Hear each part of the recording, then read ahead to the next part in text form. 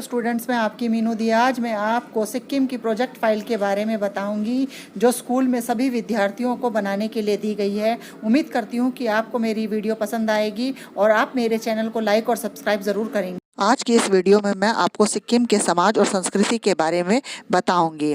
भारत के सबसे कम आबादी वाले राज्य होने के बावजूद सिक्किम प्रकृति प्रेमियों के लिए एक स्वर्ग के समान है। यह देश के पूर्वोत्तर भाग में स्थित है। सिक्किम दक्षिण में पश्चिम बंगाल से घिरा हुआ है और इसके दक्षिण पूर्व में भूटान के साथ साथ पश्चिम में नेपाल और चीन के तिब्बत स्वायत्ता क्षेत्र के उत्तर पूर्वी हिस्से पर स्थित है। सुंदर पहाड़ियों वाला क्षेत्र है, ये गहरी घाटियां हैं और जैव विविधता के से भरपूर है। पर्यटकों के लिए सिक्किम एक बहुत ज़्यादा पसंदीदा स्थान बनाती है। गंगटोक इसकी राजधानी है और सिक्किम का सबसे बड़ा शहर है और शिवालिक पहाड़ियों पर 5,500 की फीट की ऊंचाई पर स्थित है। सुंदर कंचनजंगा पहाड़ी है जो दुनिया का तीसरा सबसे बड़ा पर्वत है और इसमें जो गंगटोक वहाँ से है, गंगटोक को देखा जा सकता है। और सिक्किम का कुल क्षेत्रफल लगभग 7,000 वर्ग किलोमीटर है जो कुल 6 लाख की आबादी है। इसके बाद मैं आपको बताऊंगी सिक्किम के जनसांख्यिकी के बारे में। मानव जातीय रूप से सिक्किम के अधिकतर निवासी नेपाली है जिन्होंने प्रदेश में 19वीं सदी में प्रवेश किया था। भूटान सिक्किम के मूल निवासियों में से एक हैं जिन्होंने तिब्बत के खाम जिले में 14वीं सदी में पलायन किया। और लेप्चा जो स्थानीय मान्यता अनुसार सुदूर पूर्व के आए माने जाते हैं। प्रदेश के उत्तरी तथा पूर्वी इलाकों में तिब्बती बहुत ज़्यादा मात्रा में रहते हैं। अन्य राज्यों से आकर सिक्किम में बसने वालों में प्रमुख है मारवाड़ी लोग। मारवाड़ी जो दक्षिण सिक्किम और गंगटोक के दुकानें चलाते हैं और बिहारी जो अधिकतर सिक्किम है तथा बंगाली लोग भी यहाँ पे बहुतायत से रहते हैं। तो ये था सिक्किम के जनसांख्यिकी के बारे में कि वहाँ पे किस तरह के लोग रहते थे।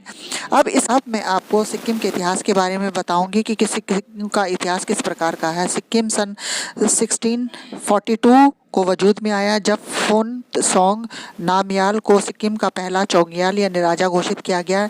नामयाल को 3 बौद्ध भिक्षुओं ने राजा घोषित किया। इस तरीके से सिक्किम में राजतंत्र की शुरुआत हुई जिसके बाद नामयाल राजवंश ने 333 सालों तक सिक्किम पर राज किया। तो ये था सिक्किम का इतिहास। अब मैं आपको बताऊंगी सिक्किम की वेशभूषा। सिक्किम की वेशभूषा जैसे चित्र में दिखाया गया इस तरह की होती है।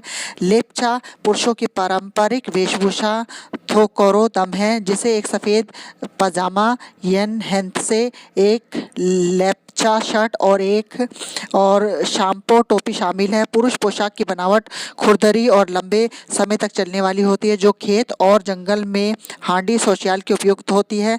भुटिया नर की पारंपरिक पोशाक में खो को भी शामिल किया जाता है जिसे बाखो के नाम से भी जाना जाता है। इसके बाद अब मैं बताऊंगी सिक्किम का खाना कि सिक्किम के खाना किस प्रकार का होता है।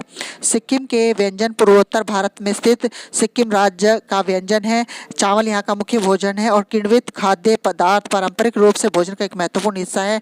नेपाली व्यंजन लोकप्रिय है क्योंकि सिक्किम भारत का एकमात्र ऐसा राज्य है जहाँ जातीय नेपाली बहुमत है।